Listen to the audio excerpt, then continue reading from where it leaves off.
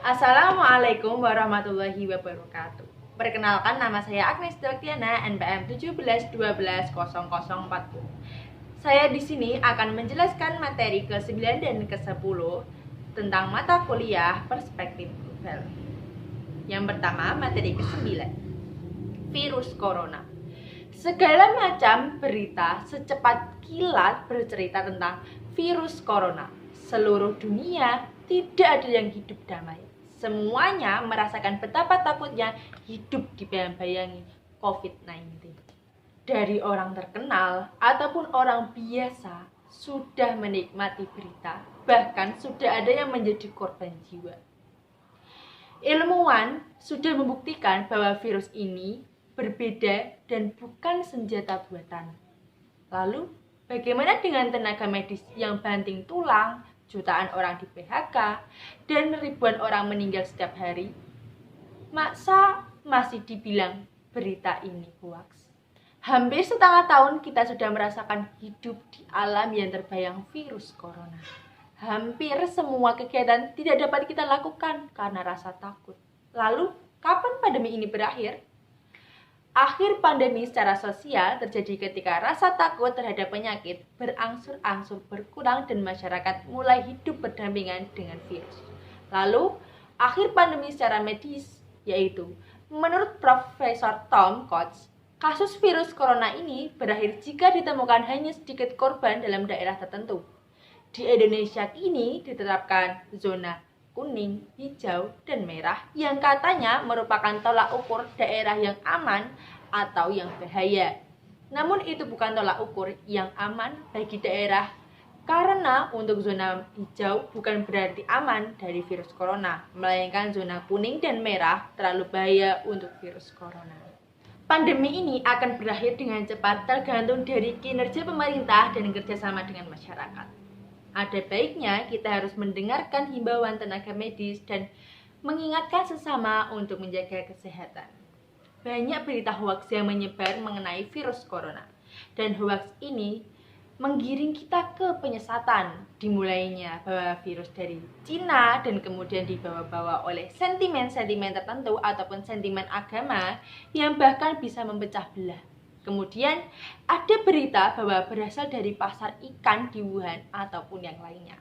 Lalu ada juga yang virus dapat menular dengan arah angin yang secara cepat dapat menyebabkan kematian. Sekarang materi ke-10, yaitu isu lokal menjadi global. Yang pertama, sejarah Pulau Run Maluku.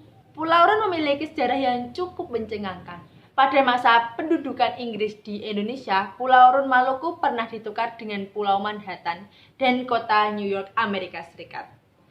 Pulau Run dengan panjang 3 km dan lebar kurang dari 1 meter, yang kaya akan rempah-rempah dan harganya sangat mahal, bahkan bernilai lebih tinggi dari emas. Pada masa itu, Pulau Run adalah pulau yang sering dibicarakan di dunia, karena dianggap pulau harta karun. Dalam buku Pulau Run yang ditulis Giles Smithland dari Inggris, disebutkan bahwa biji pala adalah kemewahan yang paling diidamkan. Pala populer saat Dr. Elizabeth London memanfaatkan aromaterapinya untuk menawarkan wabah sampar yang mematikan dan menular. Pulau kecil dan cantik ini melahirkan sebuah perjanjian penting dalam sejarah dunia, yaitu Perjanjian Breda. Di dalamnya memuat tentang pertukaran dua pulau di mana Belanda menyerahkan koloni New Amsterdam dan sebaliknya, dan Inggris menyerahkan Pulau Run dan koloni Suriname kepada Belanda.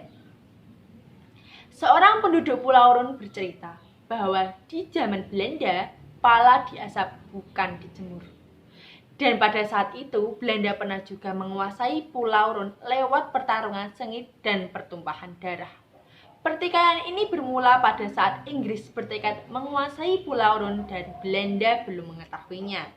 Kemudian, Inggris berhasil mengambil hati kepala suku Pulau Run. Namun ternyata Belanda memiliki celah menyusup untuk masuk ke Pulau Run dengan mengirim armada yang sangat banyak. Akhirnya, Pulau Run jatuh ke tangan Belanda. Kemudian sejarah Freeport. Berdirinya Freeport tak lepas dari campur tangan CIA di Indonesia. Bahkan CIA diduga ikut berperan dalam G30S tahun 1965. Dan diduga juga CIA sengaja melengsarkan Soekarno agar perusahaan asing dapat menguasai tambang di Papua, sehingga dapat menyebabkan kekayaan di Indonesia dikeruk habis-habisan. Memang Indonesia kaya. Oleh karena itu, Presiden pertama yaitu Soekarno berusaha dengan segala cara untuk melindungi kekayaan Indonesia. Profesor Ekman mengatakan bahwa Papua adalah the last honest person on earth, atau Papua adalah manusia terjujur terakhir yang disisakan di muka bumi ini. Betapa beruntungnya Indonesia memiliki Papua yang memiliki kekayaan alam dan kejujuran. Dan ternyata suksesnya Trikora dan Dwikora mengambil Papua tidak murah, karena Amerika mengambil cadangan emas sampai habis tak tersisa. Namun karena presiden pertama kita pintar, ia hanya memberinya Grasberg. Untuk Esberg, stabil, dan tambang lain tidak diberikan.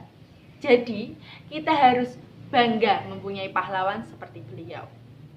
Kemudian pada tahun 2017 ada manuver politik, yaitu Indonesia bercita-cita mengambil 51% saham Freeport. Untuk apa? Katanya untuk kedaulatan.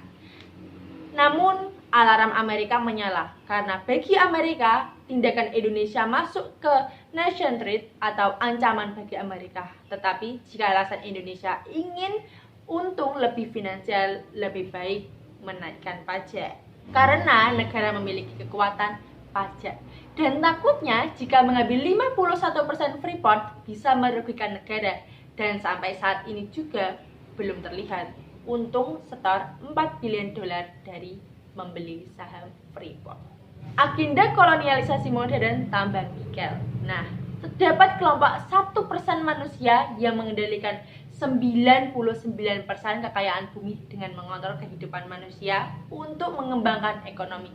Seperti dengan kejadian saat ini, pandemi COVID-19 telah mengubah dunia dalam waktu sekejap. Seperti ada rencana lockdown, penurunan minat pasar untuk belanja, dan terhentinya mobilitas orang-orang sukses yang membuat bisnisnya ambiar. Terjadilah ekonomi kembali dimulai dari nol atau ekonomi restart. Dan cara elit global ini bisnisnya terpaksa tutup dan ada juga yang masih berjalan namun perlahan mengalami penurunan omset. Jika pandemi ini segera berakhir, pasti orang-orang langsung berbondong-bondong untuk kembali bekerja, menabung untuk melangsungkan hidup. Nah, terdapat berita mengenai tambang nikel. Dulu, Indonesia mengambil alih 51% saham Freeport. Dan kini Indonesia mulai mengambil lagi tambang nikel raksasa asing dari Brazil yang ada di Indonesia. Dan saat ini Indonesia membangun industri baterai kendaraan listrik. Dan Indonesia merupakan salah satu produsen nikel dan pemilik cadangan nikel terbesar di dunia. Kehadiran mobil listrik terasa tak asing di masyarakat karena mulai ramai melintang di jalanan. Namun, tidak menggunakan bahan listrik secara utuh karena kinerjanya masih mengkolaborasikan dengan mesin berbahan bakar fosil. Di zaman sekarang, kendaraan mulai direnovasi dengan listrik. Dimulai dari kepuasan pelanggan yang membuat pencipta berpikir kreatif untuk menciptakan sesuatu yang lebih dan lebih. Seperti BMW, Tesla, Lamborghini, dan lainnya yang sekarang beroperasi di tanah air. Kemudian dikabarkan bahwa Indonesia diprediksi menjadi produsen baterai kendaraan listrik terbesar di dunia. Wah, hebat ya.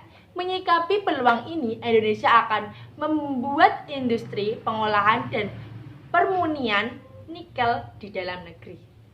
Bahkan sudah ada investor yang membangun industri pengolahan biji nikel. Ayo maju Indonesia, kita sebagai rakyat Indonesia, mari dukung tanah air, berlari maju, menggebrak dunia. Terima kasih, itulah yang dapat saya sampaikan. Apabila ada kesalahan mohon dimaafkan. Wassalamualaikum warahmatullahi wabarakatuh.